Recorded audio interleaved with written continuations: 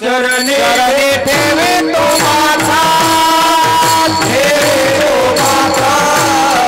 वर्षावी विनंती माझी पंढरीनाथा वर्षावी विनंती माझी पंढरीनाथा चरणी ठेवे तो माथा ठेवे तो माथा वर्षावी विनंती माझी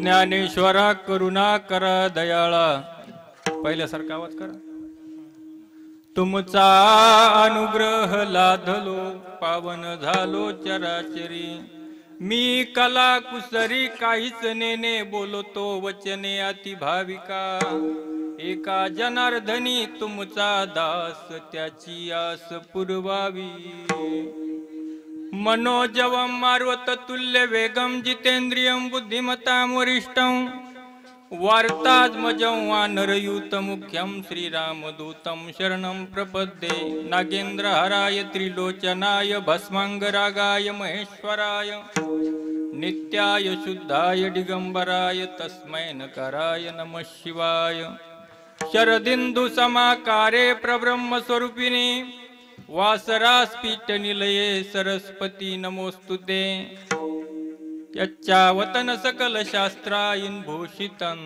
संस्कृतायन सम्मते नामभो भागवते नमो नमः विठाला विठाला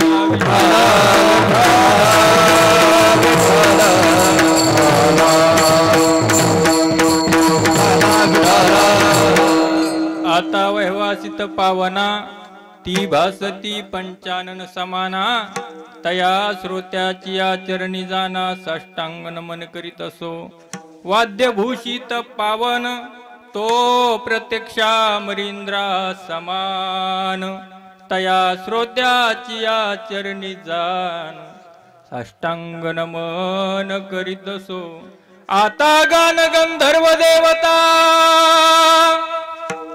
कोकिळ कंठ स्वरा राका जी कीर्तनी वैवासित लोका तयाची आचरणी नमन गाजेने धर्मजित विलाची बळी तो संभाजी जान नवाळी कावतरला जयाची एकुळी तया छत्रपतीची चरण कमळी साष्टांग नमन करीत असो शरण शरण जे हनुमंता तुम्हा आलो रामदूता काय भक्तीच्या त्या वाटा मज दावाव्या शुभटा 16व्या शतकात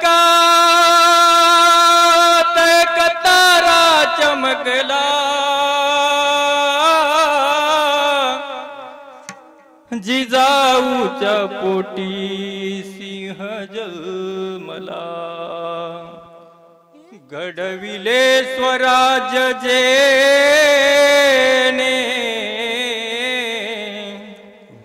सुखावली प्रजा परस्त्री माते समान असा होता माझा राजा. थेंब थेंब रक्ताची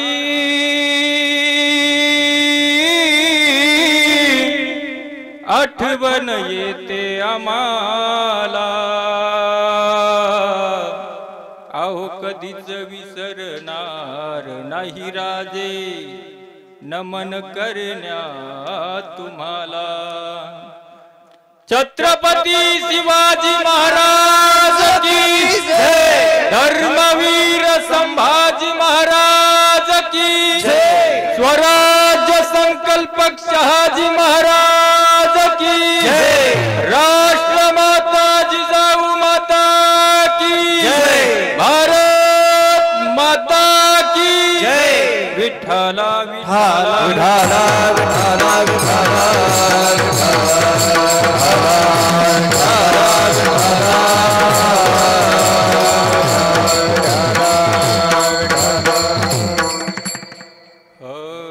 स्वर्गीचे अमर इच्छिता ती देवा, मृत्युलोकी व्हावा जन्म आम्हा, नारायण नामे होऊ जीवन मुक्त, कीर्तनी अनंत गाऊ गीते.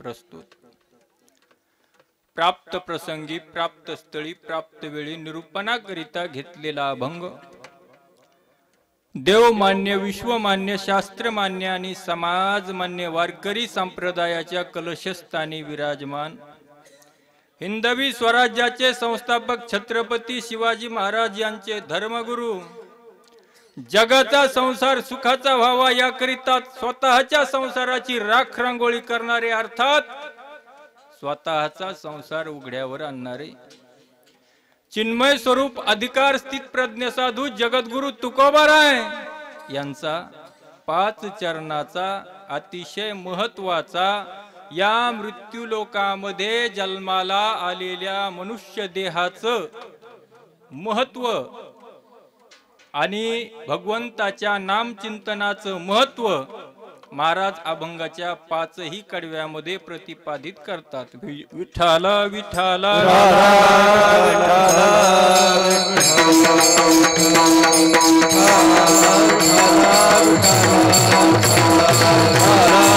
कुंडली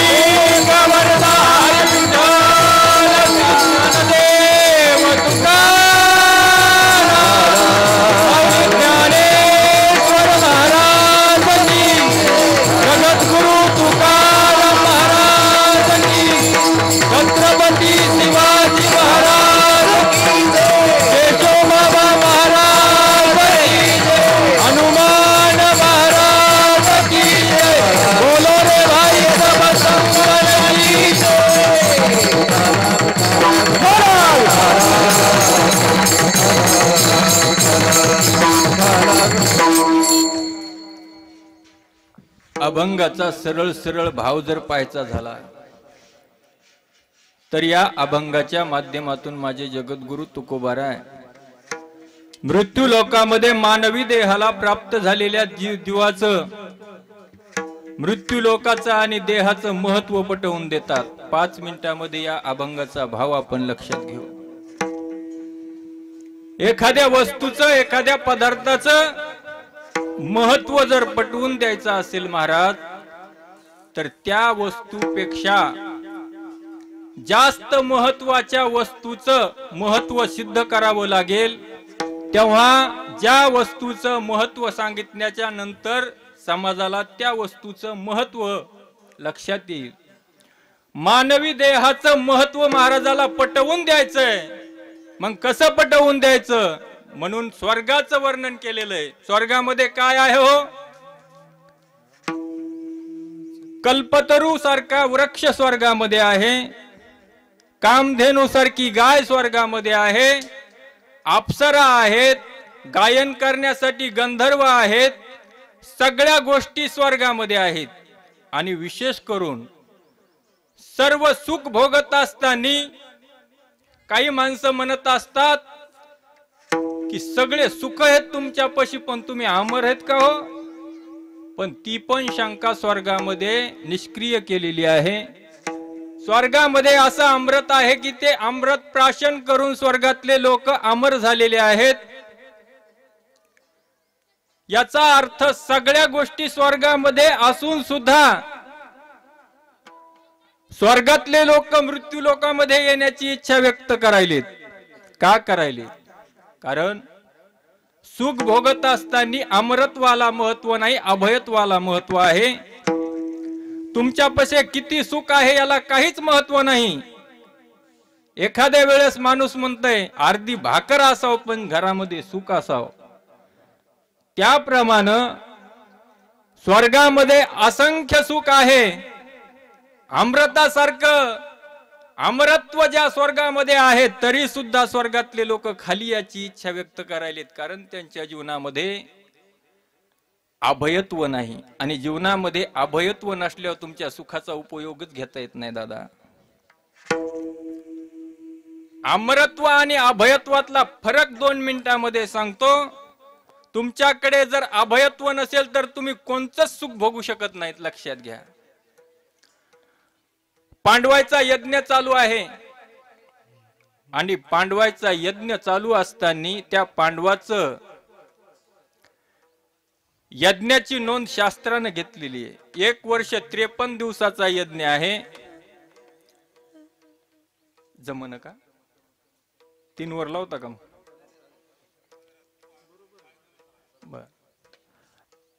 अभयत्व आहे आणि अभयत्वाचा सार मी तुमच्या समोर सादर करायलो. पांडवायचा यज्ञ चालू आहे. 1 वर्ष 53 दिवसाचा यज्ञ आहे. एका दिवशी 14 पंक्ती त्या यज्ञामध्ये जेवायला. 1,43,832 लोक त्या यज्ञामध्ये एका पंक्तीमध्ये जेवायला. केवढा यज्ञ असेल?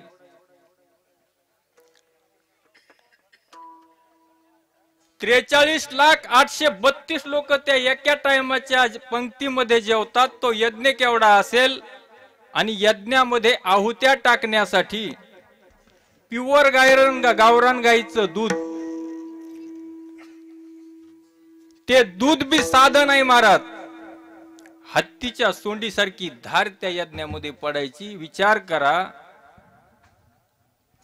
हत्तीच्या सोंडीसारखी यज्ञामध्ये धार पडते. अनुमान प्रमाण घ्या. यज्ञामध्ये एवढं तूप तर त्या यज्ञामध्ये पदार्थ किती असते जेवण्यासाठी? पदार्थ वेगवेगळे. त्या यज्ञाचं सुख सांगत असताना आपल्याकडे सांगताच येत नाही एवढं मोठं सुख आहे. पण एक गोष्ट सांगतो, माझ्या विषयाला न्याय द्यायचा आहे. माझ्या या पहिल्या चरणाचं सिद्धत्व मला करायचंय म्हणून मी हे उदाहरण घेतलेलं आहे. काय झालं? एवढा मोठा यज्ञ असून त्या यज्ञामधले मंत्र उच्चार करण्यासाठी जे ब्राह्मण देवता होते ते वाळून गेले महाराज. वारं आलं की हलायचे, इतके वाळून गेले. एका व्यक्तीने धर्मराजाकडे जाऊन वार्ता दिली. म्हणले, महाराज तुम्ही एवढा मोठा यज्ञ केलेला आहे, तुमच्या यज्ञाची पूर्तता करण्यासाठी सगळे देव देवता झटतात. 43,800 लोक तुमच्या पंक्तीला एका वेळेला जेवतात. अशा 14 पंक्ती तुमच्या यज्ञाच्या उठायल्यात. धर्मराजा म्हणले, याच्यामध्ये शंका नाही. खरंच आहे म्हणले, माझ्या यज्ञामध्ये तेवढ्या पंक्ती उठायल्यात. माझ्या यज्ञाचं वैभवच फार मोठं आहे. म्हणले, महाराज पण आपल्या यज्ञामध्ये जे मंत्र उच्चार करण्यासाठी यज्ञाचे जे ब्राह्मण आहेत ते वाळून चाललेत ना. धर्मराजा त्यांच्या जवळ आले आणि आल्याच्या नंतर ब्राह्मणाला साष्टांग प्रणिपात केला आणि म्हणले, महाराज एवढा मोठा यज्ञ आहे, एवढ्या पंक्ती उठतात, एवढं अन्नदान आहे, मग तुम्ही वाळून का चालले? माझं काही चुकलं का हो? तुमची काही जेवणाची पूर्तता होत नाही, तुमची काही जेवणाची सोय होत नाहीये? त्या ब्राह्मणामध्ये एक उच्च कोटीचा ब्राह्मण म्हणजे सगळ्याचा मॉनिटर असल्यावानी ते ब्राह्मण देवता समोर आले, हात जोडले, म्हणले धर्मराज तुम्ही तत्वनिष्ठ आहात, तुम्ही धर्मनिष्ठ आहात, तुम्हाला सांगण्याची काही गरज आम्हाला भासत नाही, पण सांगावंसं वाटते तुमच्या यज्ञामध्ये एवढं जरी सुख असेल, तुमच्या यज्ञामध्ये खायला पदार्थ किती आहेत, तुमच्या यज्ञाचं वैभव सांगत असताना इतिहास नोंद घेईन एवढा यज्ञ तुमचा आहे, आमची सोयही चांगली आहे, आम्ही खाऊ इच्छितो, पण आम्ही वाळून काऊन चाललो तुम्हाला सांगायचं तात्पर्य माझं एवढं आहे, आम्ही जेवायला बसलो, तुमच्या यज्ञाचं वैभव एकाच वाक्यामध्ये सांगतो, वैभव हा शब्द लक्ष्मीशिवाय पूर्णच होत नाही, तुमच्या यज्ञामध्ये शिरा किती आहे, तुमच्या यज्ञामध्ये बुंदी किती आहे, तुमच्या यज्ञामध्ये किती किती प्रकारचे पदार्थ आहेत हे आम्हाला गरजच भासत नाही, कारण एकाच वाक्यामध्ये तुमच्या यज्ञाचं वैभव सांगतो, वैभव हा शब्द लक्ष्मीशिवाय पूर्णच होत नाही, त्या लक्ष्मीचा पती तुमच्या यज्ञामध्ये पत्तरवाळ्या उचलायला आहे। मग जो व्यक्ती जगाचा अनंत ब्रह्मांडाचा नायक आहे आणि तुमच्या यज्ञामध्ये पत्तरवाळ्या उचलायला आहेत, तर जगाची मालकीन काऊन तुमच्या यज्ञामध्ये यायची नाही? म्हणून तुमचा यज्ञ फार मोठा आहे, मला जास्त सांगत बसायचं नाही, फक्त कारण एवढं आहे, आम्ही वाळून गेलो तर आम्हालाही मान्य आहे, पण वाळून जाण्याचं कारण हे आहे की जो आम्हाला व्यवस्थापक तुम्ही जे जेवण्यासाठी दिलेला आहे आमची देखरेख करण्यासाठी, तो व्यवस्थित नाही। म्हणले काय झालं? म्हणले तुमचे जे मोठे तुमचे जे भाऊ आहेत भीमदादा, आम्ही जेवायला बसल्याच्या नंतर आम्हाला लागती एक पोळी आणि गदा घेऊन मागून उगारीत म्हणतात खातो का नाही, नाही तर गदाच घालीन पाठीत। मग जिथं एक पोळी लागायची तिथं आम्हाला दोन खावा लागायल्या, दोन खाऊन बी भागन पुन्हा बी पाठीत हाणतो म्हणाले, पुन्हा त्याचा राग काय येरी हे काय? उगा एखादा गदा जर पाठीमध्ये बसला तर आमचं काय होईल तुम्ही सांगा ना? जिथं भूक नसताना दोन दोन तीन तीन पोळ्या खावा लागायल्यात, ते बाजूला जात बी नाहीत, काही नाही, आम्हाला बळच जेव घालते। बरं झालं तुम्ही लवकर आलात, लवकर जर नसतात आलात तर काय झालं असतं सांगता येत नाही, म्हणून फक्त व्यवस्थापक बदला। तुमच्या यज्ञामध्ये असंख्य उच्च कोटीचं सुख आहे, पण आमच्या जीवनामध्ये अभयत्व नाही। तसं स्वर्गामध्ये अमरत्व आहे पण अभयत्व नाही। काय अभयत्व नाही? तया पुण्याची पावटी सरे सवे इंद्र पदाची उटी उतरे, ते येऊ लागती माघारे मृत्यू लोका। तिथलं पुण्य संपलं, तुका म्हणे जाती पुण्यक्षय अधोगती, पुण्यक्षय अधोगती, पुण्यक्षय अधोगती, हा तुका म्हणे जाती पुण्यक्षय अधोगती, पुण्यक्षय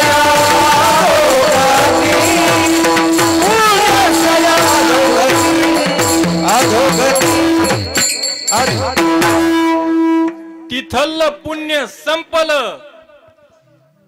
पुण्य संपल्या बरोबर मग तुम्हाला कुठे यावं लागतंय? मृत्यू लोकामध्ये। इच्छा नसताना कोणाच्या बी घरी यावं लागतंय। तुम्ही श्रीमंताच्याच घरी येता म्हणून सांगता येत नाही। टिकून आलं की इकडे ज्वारी पाडावं लागते, सोयाबीन पेरावं लागते, सोयाबीन कापावं लागते। तिथलं इतकं सुख सोडून इच्छा नसताना इथं यावं लागते। मग त्याने विचार केला, इच्छा नसताना जर यावं लागतंय तर इच्छा मानाने गेलेलं कोणचं अवघड आहे? म्हणून स्वर्गीचे अमर इच्छिता ती देवा, मृत्यू लोकी भावा जन्मा, असा पहिल्या कडव्याचा अर्थ आहे।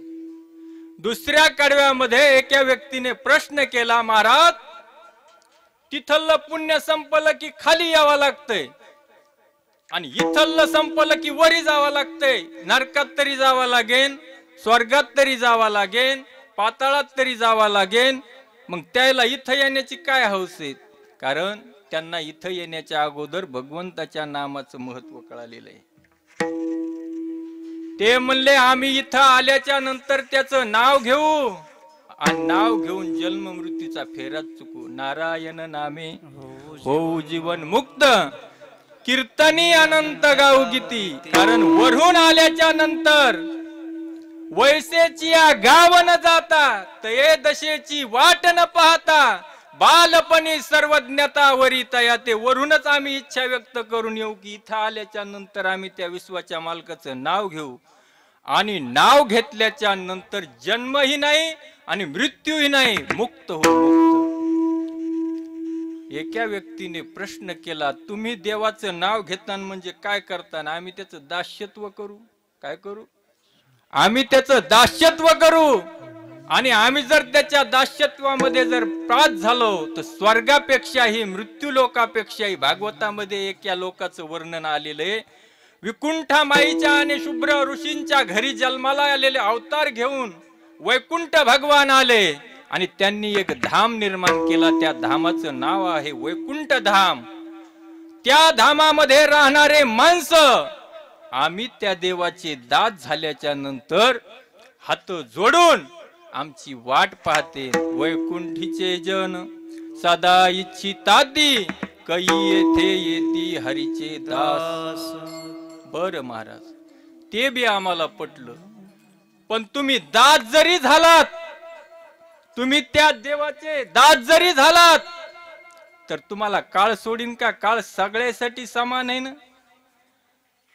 काळ भक्तासाठी सारखा आहे, काळ दुर्जनासाठी सारखा आहे, काळ सर्वांसाठी सारखा आहे. महाराज, तुम्ही मृत्यू लोकामध्ये गेल्याच्या नंतर तुम्हाला काळ सोडणार नाही.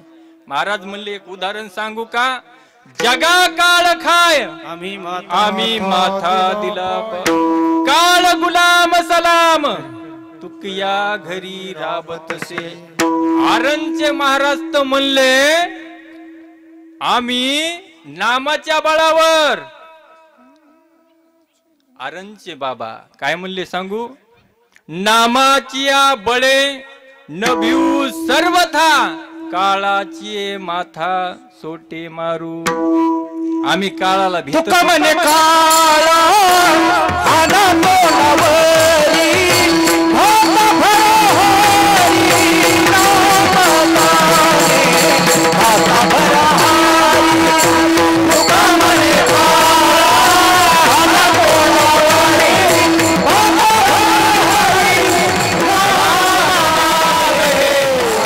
की त्या नामाच्या माध्यमातून यम धर्माकडे आमची फाईलच जात नाही. जरी करता आमची फाईल त्याच्याकडे गेली, कारण त्याच्याकडे सगळ्या फाईली असतात. आणि टेबलवर फाईल आल्याच्या नंतर यमधर्म यमदंडाकडे आणि कालदंडाकडे ती फाईल देतोय. आणि फाईल ते यमदंड किंवा कालदंड. सकाराम महाराज कुपट्याचे आंबोड्याला कीर्तन करायले, त्याचा नंबर पहिल्या नावाला आलाय, जा इतक्या इतक्या वाजता घेऊन या. मग ते बघत नाही तर कालदंड कीर्तनात उभा आहे का काय करतय, एका सेकंदामध्ये माझ्या शरीरातला प्राण घेऊन निघून जाते. महाराज, एवढं कालदंडाचं महत्व यमधर्मानं सही केल्याबरोबर त्याला यावं लागतंय. पण हरीच्या दासांसाठी तिथं मार्ग नाही. महाराज सांगू, एका व्यक्तीनं आयुष्यभर पाप केलं आणि साधू महात्म्यांनी भागवतामध्ये वर्णन आहे त्याचं सांगितलं, तुला 9 लेकर झाले, 10व्या पोराचं नाव नारायण ठेव. परिणाम तो काय होईल जीवनामध्ये त्याचं तुला कळणार सुद्धा नाही. त्यानं नारायण ठेवलं नाव. आणि शेवटी महाराज त्याचा अंत काळ जवळ आल्याच्या नंतर, नारायण मला पाणी दे, नारायण मला जेवायला दे, नारायण मला अंथरून टाक, अशा सगळ्या गोष्टी नारायण नारायण नारायण नारायण. यमधर्माकडे फाईल आली. फाईल आल्याच्या नंतर यमधर्मानं कालदंडाकडे सांगितलं, जा त्या आजा मेळ्याला घेऊन या. कालदंड अलीकडे आल्याच्या नंतर जगाच्या मालकाच्या डोळ्यातून पाणी आलं. आज 4-5 दिवस झाले आजा मेळ्या नारायण नारायण म्हणतोय. स्वतःच्या पार्षदांना सांगितलं जा आणि त्या कालदंडाला रोका आणि आजा मेळ्याला आपल्याकडे घेऊन या. भगवंताच्या पार्षदांनी आजा मेळ्याला मधामध्ये कालदंडा सोबत युद्ध केलं. कालदंडानं सांगितलं हे नियतीच्या या विधानाच्या विरोधात आहे. यमधर्माला आम्ही सांगू म्हणले. जा सांगा विश्वाच्या मालकानं आम्हाला धाडे ही शिकार आमची आहे. यमधर्माने कडे कालदंड आल्याच्या नंतर म्हणले महाराज आतापर्यंत ज्या गोष्टी झाल्या नाही त्या बघायला भेटायल्यात. विश्वाच्या मालकानं स्वतःचे पार्षद धाडून आजा मेळ्याला घेऊन गेले आणि नंतर पुन्हा मृत्यू लोकामध्ये आणून सोडलं. त्या पार्षदानं थोडीशी अवधी भेटली महाराज आणि यमधर्मानं भगवंताकडे याचिका दाखल केली. म्हणले देवा हे तुमचं बरोबर नाही. त्यानं त्याच्या स्वतःच्या पोराचं नाव घेतलं. तुमचं नाव नव्हतं पण म्हणले ते नाव कोणाचं सांगणं पोराचं असू का कोणाचं बी असू त्याच्या पोराच्या उद्देशानं घेऊ दे पण माझं नाव घेतलंय आणि माझं नाव जो घेतो ना अंतकाळ समयाला अंतकाळी ज्याच्या नामाने मोका तुका म्हणे सुखा पार नाही. तुका म्हणे सुखा पार नाही. अंतकाळी ज्याच्या नामाने मोका तुका म्हणे सुखा पार नाही. तुका म्हणे सुखा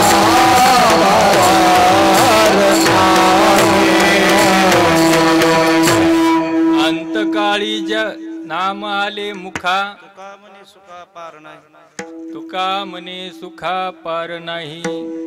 ज्याच्या मुखामध्ये अंतकाळ समयाला नाव येईल त्याच्या सुखाला पार नाही महाराज. म्हणून आजा मेळ्याला खाली आणल्याच्या नंतर आजा मेळ्यानं ओळखिलं आपण आपल्या पोराचं नाव घेतलं तर आपल्याला देवाच्या पार्षदानं सोडिलं इतक्या वेदनातून. जर स्वतः देवाचं जर नाव घेतलं तर परिणाम काय होईल. आजा मेळ पापरासी नामे नेला वैकुंठासी. एवढी नाम घेणाऱ्यांची ताकद आहे.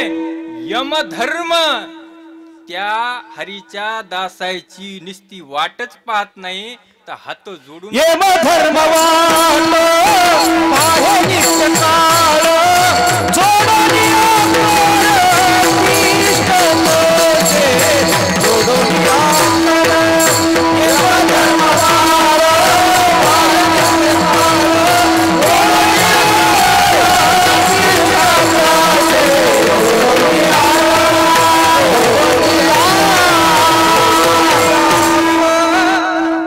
हरीच्या दासायचा मार्ग तर यम धर्माकडे येतच नाही. कारण विश्वाच्या मालकाच्या नामात ताकदच तितकी आहे. हात जोडून वाट पाहते. म्हणून भगवंताचं नाम एवढं श्रेष्ठ आहे. जगद्गुरु तुकोबाराय म्हणले तुका म्हणे पावा वया पहिलं पार आणि नाम मंत्र सार भाविकासी. नारायण नामे होऊ जीवन मुक्त कीर्तनी अनंत गाव गीती. असा साधा सरळ 4 कडव्याचा अर्थ सरळ पद्धतीनं मी माझ्या बुद्धिमत्तेप्रमाणे तुमच्या समोर ठेवलेला आहे. आता हनुमंतराय जशी सद्बुद्धी देतील माऊली महावैष्णव ज्ञानोबाराय जशी सद्बुद्धी देतील त्या पद्धतीनं मी बोलायला मोकळा आहे. विठ्ठल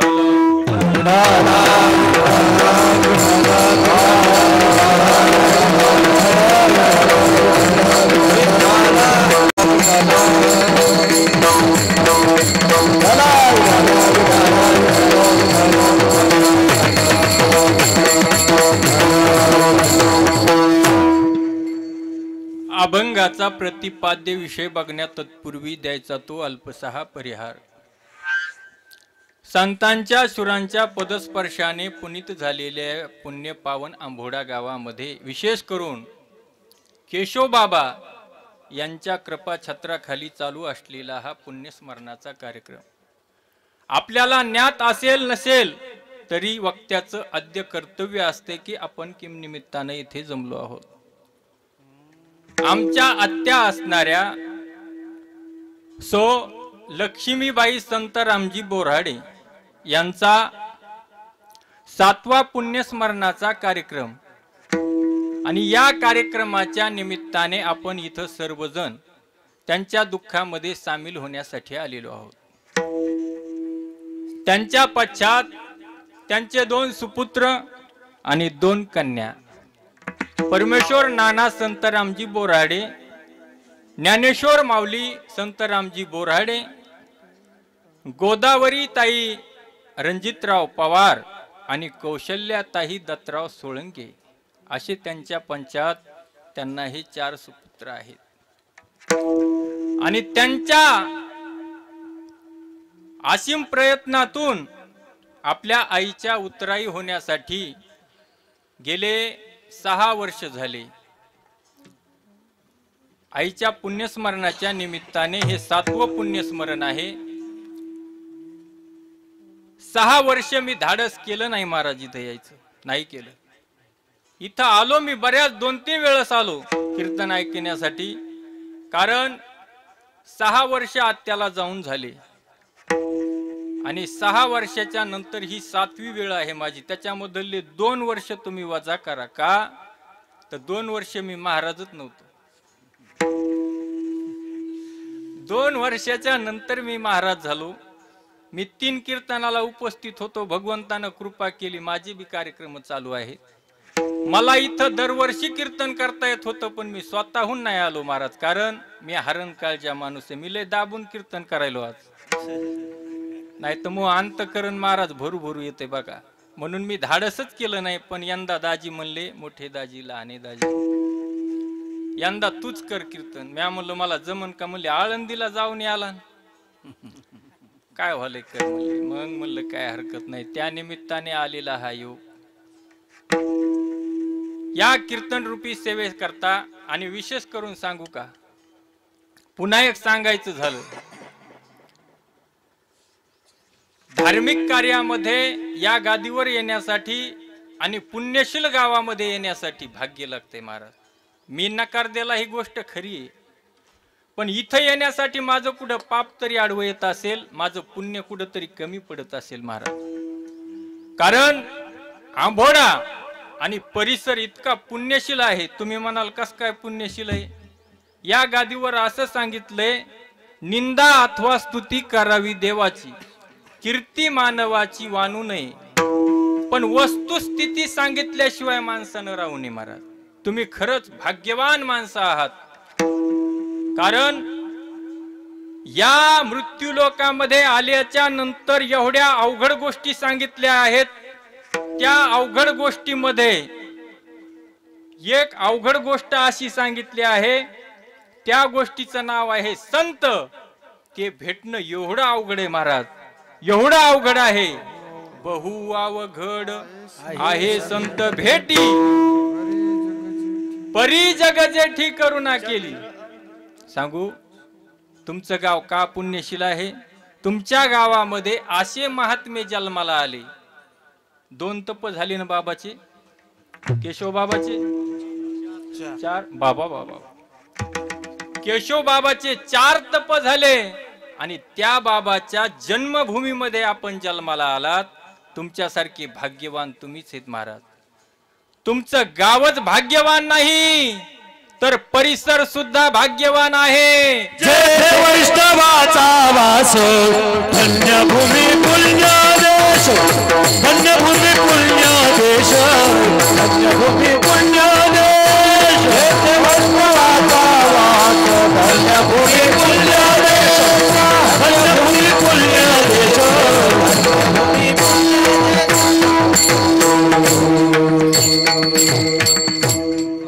जेथे वैष्णवांचा वास असतो महाराज, ती भूमी धन्य असते आणि त्यांची दृष्टी जिथपर्यंत जाते, जेवती जयाची दृष्टी जाय,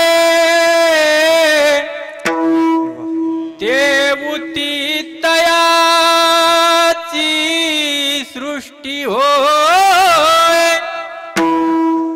साधू महात्म्यांची जिथपर्यंत दृष्टी जाते तिथपर्यंत त्यांचाच तो परिसर पुण्यशील होत असतो, म्हणून तुम्ही प्रथमतः भाग्यवान आहेत। आणि केशव बाबांच्या रूपाने मी आज बाबाला बघायलो महाराज। बाबा आज आपल्या कीर्तनामध्ये उपस्थित आहेत, हे माझं लेकराचं भाग्य आहे। कारण माझ्या जीवनामध्ये महाराज मला दिसत नाही, मला पहिलं दिसायचं, पण आता जसा परमार्थात शिरलो तसं दिसनो। कारण का त्या विश्वाच्या मालकाचा नेम असा आहे, तुम्हाला सांगू, तो खूप काही दिल्याच्या नंतर खूप काही काढून घेत असते बघा। त्यानं काही आपल्याला दिलं की असंख्य गोष्टी आपल्यापासून हिरावून घेते। तुम्हाला सांगतो, कुठं न जाता वाळल्या खोडा मागे फिरणारा मी आळंदीच्या गाभाऱ्यामध्ये जाऊन माऊली महावैष्णव ज्ञानोबरायापाशी जाऊन भागवत केलं महाराज न दिसता। दुसरी गोष्ट, कीर्तन प्रवचन हे एवढं दिलं म्हणून दृष्टीचं कमतरता झाली महाराज। म्हणून त्याला जे मान्य असन तो करतो असो, पण या कार्यक्रमासाठी उपस्थित महाराष्ट्रातले नामांकित गायक वादक भजनी मंडळी उपस्थित आहेत। मला नाही दिसत म्हणून मी कोणाचं नाव नाही घेतलं म्हणून नाराज होऊ नका। कारण का सांगू, पाता माझी भले पण एकाचे वर्णिता गुण, इतर ते चौघे जण सहजची जा निंदती। इथं कोणी एका म्हणता भले, दुजिया सहज निंदिले। आपण फार मोठ्या हस्ती आहात। माझ्याकडे 2-4 नाव आहेत ऐकण्यात। आपले शिवाजी गुरुजी महाराज काकडे महाराष्ट्रातले नामांकित गायक आहेत। माझ्यावर प्रेम करणारे आमचे माऊली महाराज पांढुर्णेकर ते सुद्धा आहेत। भोसले महाराज आहेत, विलास महाराज सोन्नेकर आमचे व्याही आहेत। दुसरी गोष्ट, मला आता तुम्हीच परिचय करून द्या आता वेळ न घालता। पद्माकर अण्णा पेवेकर महाराज, त्यांची बी मी त्यांना बी ऐकू नये महाराज। त्या दिवशी बोरीमध्ये आमची भेट झाली, आमचे बंधू मला भेट घालून देऊ लागले, पण म्या म्हणलं पैलवानाची भेट मैदानात हो, वृत्तीमध्ये भेट हो। मी म्हणलं मी भेट घालून देऊ नका। त्याला जर तुम्ही म्हणले हे महाराज आहे तर ते मान्य करणार नाही। मी महाराजांना दिसत नाही ना, म्हणून मी म्हणलं आपण आता कृतीतूनच दाखवून। तिथं गेल्याच्या नंतर अण्णाचा माझा परिचय होईनच। अण्णा ही गोड गळ्याचे गायक आहेत, बऱ्याच माझ्या लहानपणापासून त्याला पाहतो महाराज मी, म्हणून अण्णा सुद्धा आज उपस्थित आहेत। सुखदेव महाराज बोराडे, सुखदेव महाराज बोराडे आळंदीमध्ये आमचा संपर्क झालता, भेटा या म्हणू लागले, पण तिकडे जाणं झालं नाही महाराज। पुन्हा बोला, झाले का? सुंदर बापू टेलर महाराज वडी, टेलर महाराज वडी, वाघीचे महाराज आहेत, वडीचे महाराज आहेत। सगळे असे नाव घेतले म्हणून गृहीत धरा, याच्यामध्ये वेळ न घालता। सगळे आपण महान आहात। तुमच्या महान महात्म्यांच्या चरणावर साष्टांग प्रणिपात करतो। आमचे व्याही कारल्याहून आपले प्रभाकर जड्डू भाऊ हे सुद्धा या कीर्तनासाठी उपस्थित आहेत। सर्व आप्त इष्ट सखे सज्जन सोबती सगळे या बोराडे परिवारावर, आमच्या दाजींवर, दोन्ही परिवारावर, योगेश महाराज आणि नाही ते कसे राहते त्याचं तर नाव घेणारच आहे ना। कारण ज्यांच्यामध्ये मी मोठा झालो महाराज, ज्यांनी माझे येडे वाकडे बोल ऐकले, आमच्या गावातले निळकंठेश्वर महाराज सोळंके, खरं त्यांचा सिंहाचा वाटा आहे महाराज। गावात येडे वाकडे कीर्तन करायचं, दर एकादशीला कीर्तन महाराज हो द्या तुमचं कीर्तन, दर पुण्यतिथीला महाराज हो द्या तुमचं कीर्तन। प्रत्येक एकादशीला, प्रत्येक द्वादशीला महाराजांनी मला उभं केलं। ते दोन्हीही भाऊ, त्यांचा सर्व परिवार माझ्यावर नितांत प्रेम करते महाराज। ते पण म्हणले आज आपल्या महाराजाचं कीर्तन आहे, मला बी आज याचंय, ताईट होऊन याचंय। म्हणून ते ताईट होऊन बॉडीगार्डासारखं म्हणले होते, या माघ राहतो बापा, तू चिंता करू नको। आणि कुठे बी महाराज सोबत असते, कुठे बी कोण्या बी गावाला, आणि गावामध्ये बी माया कीर्तनाशिवाय कीर्तनच ठुत नाहीत कोणाचं, एकादशीला पुण्यतिथीला कायला बी। आणि पटका बांधायचं, धोतर बांधायचं, आता इथं बी जमन गेला। जे काही जमतंय महाराज, काही जमत नाही। कीर्तन सांगायचं जमायलंय, भागवत सांगायचं जमायलंय, पण फेटान धोतर जमून वाज काय करावं। जाऊ द्या असो, भगवंत काही देते काही नाही देत आहे का नाही. काय नाही पटक्याचं धोत्राचं मला काय वाटत नाही. वाकडा येऊ द्या तिकडा येऊ द्या, जरा जरा सांगाय भेटायला ना बस, चिंता करायची नाही.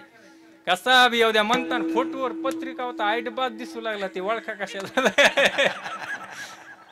असो, प्रेमळ माणसं आहेत महाराज सगळे. म्हणून सर्वांच्या चरणी माझे बंधू सुद्धा आहेत, आमचे वडील सुद्धा आहेत म्हणण्यापेक्षा हे कार्यक्रमच सगळा आपला आहे महाराज.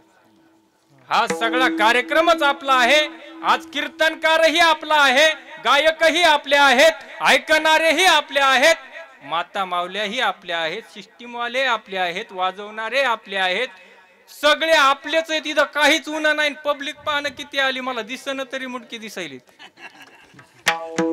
भरपूर माणसं मला आशीर्वाद देण्यासाठी आणि आमच्या आत्याच्या पूर्ण मरणासाठी उपस्थित झाले. सर्वांच्या चरणी एकदा साष्टांग प्रणिपात करतो आणि सेवेकडे येतो. महाराज विठ्ठल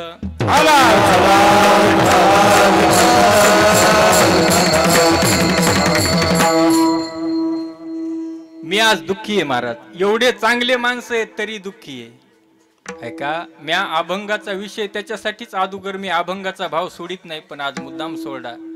कारण बोलायला भेटलं बी नाही आपल्याला अभंगात तरी चालेल, पण मला थोडीशी रूपरेषा मांडू द्या बरं. मी आज दुःखी आहे महाराज. एवढा समाज इथं जमलाय, माता मावल्या एवढ्या जमल्या, वाजवणारे सुंदर आहेत, गायक सुंदर आहेत, सिस्टीम अतिशय सुंदर आहे. आशीर्वाद देण्यासाठी केशव बाबाच्या रूपाने मी आज बाबाला बघायलो. बाबा आज प्रत्यक्ष माझ्या सेवेसाठी उपस्थित आहेत महाराज. पण खरं सांगू, मी आज फार दुःखी आहे. का दुःखी आहे सांगू?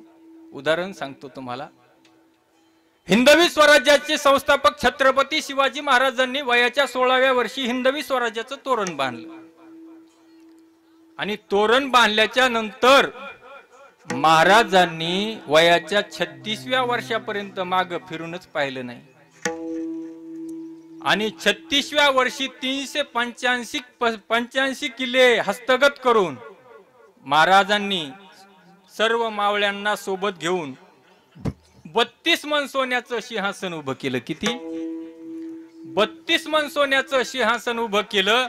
असंख्य मावळे या मातीसाठी गमावण्यात आले महाराज. असंख्य मावळे गमावले. आणि गमावल्याच्या नंतर 32 मन सोन्याचं सिंहासन उभं राहिलं. आणि सिंहासन उभं राहिल्याच्या नंतर राजा, संध्याकाळच्या 12ची वेळ आहे, झोप येईन महाराजांना. महाराज उठले, ह्या अंगाडाहून त्या अंगाडावर आलेत, पण झोपच येईन. महाराजांनी काय केलं? महाराज सिंहासनाजवळ आले, सिंहासनाचं दर्शन घेतलं महाराज. कारण या सिंहासनासाठी असंख्य बलिदान गेले, पण हे सिंहासन उभं राहिलं. सिंहासनापाशी येऊन महाराजांनी अश्रूचा टाव फोडला आणि सिंहासनावर बसले.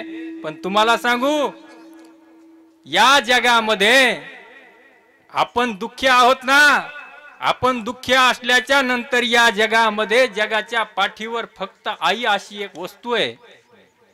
तुम्ही शब्दातून जरी वर्णन नाही केलं, तुम्ही तुमचं दुःख प्रतिपादित नाही जरी केलं, पण आईची भूमिका अशी असते दादा, की तुमच्या अंतःकरणामध्ये निर्माण झालेल्या वेदनाचा ठाव आई घेत असते. संध्याकाळच्या 12ची वेळ आहे आणि 12ची वेळ असून छत्रपती शिवाजी महाराज सिंहासनावर बसून रडायलेत. कोणाला सांगिनत काय नाही, काय दुःख आहे. पण तुम्हाला मी सांगितल्याप्रमाणे आईची माया एवढी वेडी असते. आपला बाळ दुःखात आहे, 12ची वेळ आहे, जिजाऊ आई साहेबाला बी झोप येईन. तुम्हाला सांगू, याच उदाहरणाला जोडून एक उदाहरण सांगतो माईचं. आपण एक शास्त्रामध्ये अशी माय आहे, पण तिला वेगळ्या पद्धतीनं पाहिलं महाराज. रामायणामध्ये एक अशी माय होऊन गेली की तिचं लिखाण वेगळं झालं, तिला दाखवण्यात वेगळं आलं. तिची भूमिका वेगळी आहे, तिचं कार्य वेगळं आहे, तिच्या अंतःकरणाचे भाव वेगळे आहेत महाराज. पण तिला दाखवण्यात वेगळं आलं, सांगण्यात वेगळं आलं. ऐका,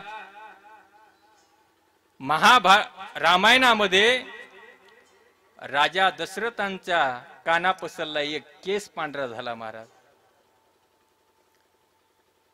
जरा कर्णमुळी सांगो आली गोष्टी, मृत्यूची या भेटी जवळी आली.